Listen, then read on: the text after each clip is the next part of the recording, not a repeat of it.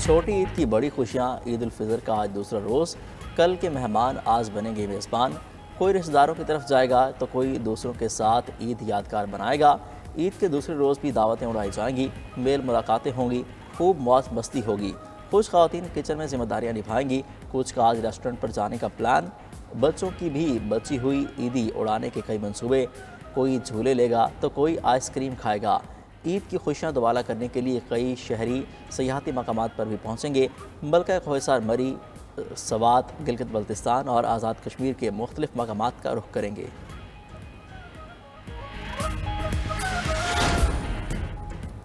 وزیراعظم کے عید پر مسلم سربراہان سے رابطے، عید کی مبارکباد دی۔ شہباز شریف کا متحدہ عرب امارات کے صدر شیخ محمد بن زید ال نہیان سے ٹیلی فونک رابطہ، اماراتی شاہی خاندان اور عوام کو عید کی دلی مبارکباد۔ پاک امارات تعلقات کو فائدہ مند اقتصادی اشتراک میں بدلنے کے عزم کا اعادہ، اماراتی صدر کا مختلف شعبوں میں تعاون جاری رکھنے پر زور، پاکستانی عوام کے لیے نیک خواہشات کا بھی اظہار۔ وزیر اعظم کا بنگلہ دیش کے چیف ایڈوائزر ڈاکٹر یونس کو بھی فون، دو طرفہ تعلقات میں مثبت رفتار پر اظہار اطمینان۔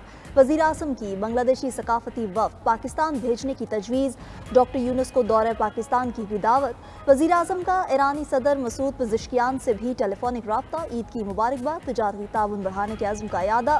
وزیر اعظم کا بحرین کے بادشاہ حمد بن عیسیٰ الخلیفہ کو بھی فون، عید کی مبارکباد، باہمی تعلقات کے فروغ پر بھی گفتگو۔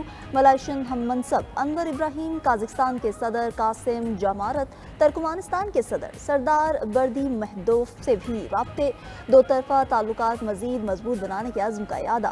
وزیر اعظم کا میانمار کے وزیر اعظم سے بھی رابطہ، 28 مارچ کے تباہ کن زلزلے میں نقصانات پر افسوس کا اظہار، میانمار کے عوام کی بہادری اور استقامت کی بھی تعریف، میانمار کے زلزلہ متاثرین کی امداد کا اعلان۔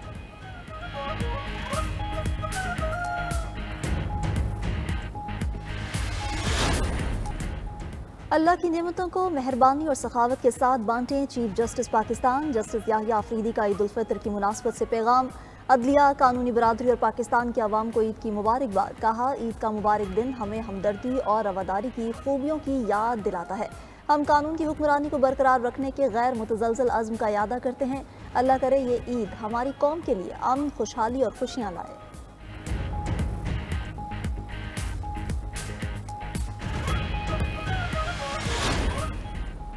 دہشت گردوں کے مکمل خاتمے تک کارروائی جاری رہے گی، دہشت گرد اور ان کے ہمدرد کسی صورت قابل قبول نہیں۔ وفاقی وزیر رانا ثناء اللہ کی فیصل آباد میں میڈیا سے گفتگو، کہا دہشت گرد افغانستان میں بیٹھی قوتوں سے مل کر پاکستان کو توڑنا چاہتے ہیں۔ مطالبہ چاہے کتنا ہی جائز کیوں نہ ہو، دہشت گردی کا کوئی جواز نہیں۔ اسپیکر پنجاب اسمبلی ملک احمد خان نے کہا کہ ملک میں دہشت گردی کی لہر کو سپورٹ کرنے والے سیاستدان نہیں ہو سکتے۔ صوبائی وزیر چودھری شافع حسین نے کہا دہشت گردی کے خلاف جنگ میں تمام سیاسی جماعتوں کو کردار ادا کرنا ہوگا۔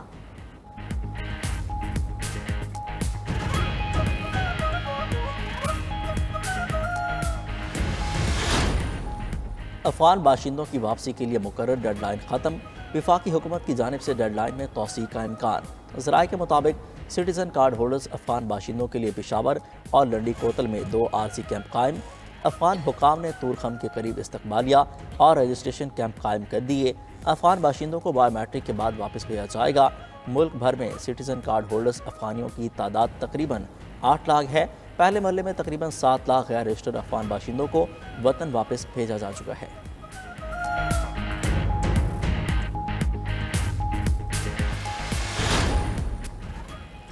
اوگرا نے عید کی روز ایل پی جی مہنگی کر دی، ماہ اپریل کے لیے ایل پی جی کا گھریلو سلنڈر 6 روپے 40 پیسے مہنگا۔ ماہ اپریل کے لیے ایل پی جی فی کلو قیمت 54 پیسے بڑھا دی گئی۔ ایل پی جی کے گھریلو سلنڈر کی نئی قیمت 2930 روپے 71 پیسے مقرر۔ عید پر بھی اسرائیل کی نہتے فلسطینیوں پر وحشیانہ بمباری جاری، ہر طرف تباہی اور لاشیں، 80 فلسطینی شہید، 305 شدید زخمی۔ جنگ بندی کے بعد شہداء کی تعداد 1001 ہو گئی۔ رفح میں ملبے سے اقوام متحدہ کے اہلکار سمیت فلسطینی ہیلتھ ورکرز کی 15 لاشیں برآمد۔ ایک ہفتے پہلے اسرائیل نے نشانہ بنایا تھا۔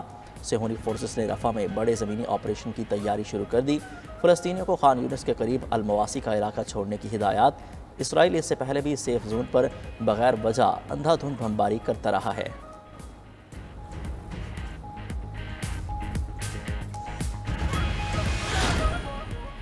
अमरीकी सदर डोनाल्ड ट्रंप की ईरान पर बमबारी की धमकी। ईरानी सुप्रीम लीडर आयतुल्लाह खामनाई का रद्द-ए-अमल भी सामने आ गया। कहा, अमरीका और इसराइल की ईरान से दुश्मनी हमेशा से रही है। अमरीका ने ऐसा कोई इकदाम किया तो उसे सख्त जवाबी धचका पहुंचेगा। अमरीका ने पहले की तरह ईरान में बगावत का सोचा तो ईरानी अवाम खुद निमट लेंगे।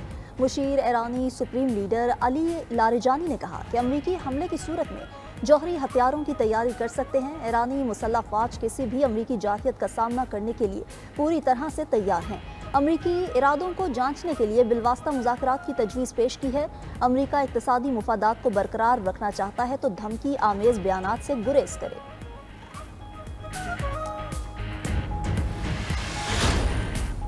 अमरीकी सदर की एक बार फिर हौसियों और ईरान को धमकी।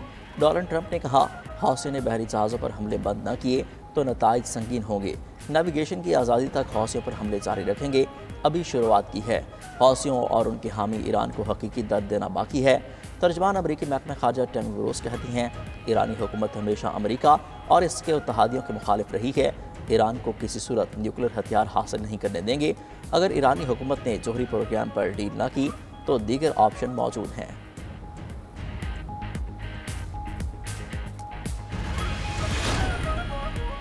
गैर मुनसिफाना तजारती तरीकों से अमरीका का फ़ायदा उठाया गया। अमरीकी सदर डोनाल्ड ट्रंप ने अपने नुक्ता नज़र को जारहाना की बजाय मुनसिफाना करार दे दिया। मीडिया से गुफ्तगू में कहा कि अब दूसरे ममालिक की तरफ से आयद महसूलात के बराबर टैरिफ वसूल करेंगे। ट्रंप का यूक्रेन जंग पर कहना था कि हज़ारों जानें ज़ाया हो चुकी, अब रूसी सदर पुतिन को यूक्रेन जंगबंदी मुआहदा करते देखना चाहता हूँ।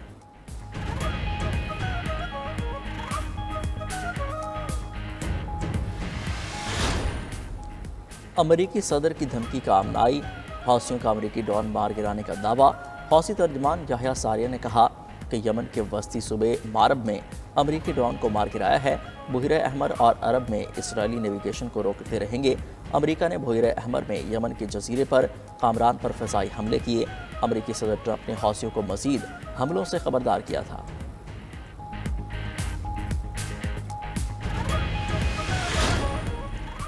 अमरीकी सदर की वेनेज़ुएला के तारकीन वतन की आर्जी हिफाजती हैसियत ख़त्म करने की कोशिश।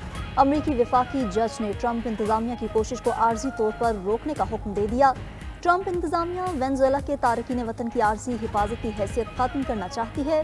आर्जी हिफाजती हैसियत ख़त्म होने से वेनेज़ुएला के 3.5 लाख तारकीन वतन मुतासिर होंगे। बाइडन इंतज़ामिया ने वेनेज़ुएला के शहरियों के लिए आर्जी हिफाजती हैसियत की मंजूरी दी थी।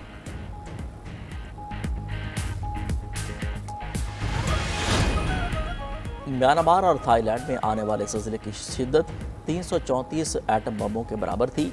अमरीकी माहिरीन अर्जियात का इंकशाफ। म्यांमार और थाईलैंड में ज़लज़ले के आफ्टर शॉक्स कई महीनों तक महसूस किए जा सकेंगे।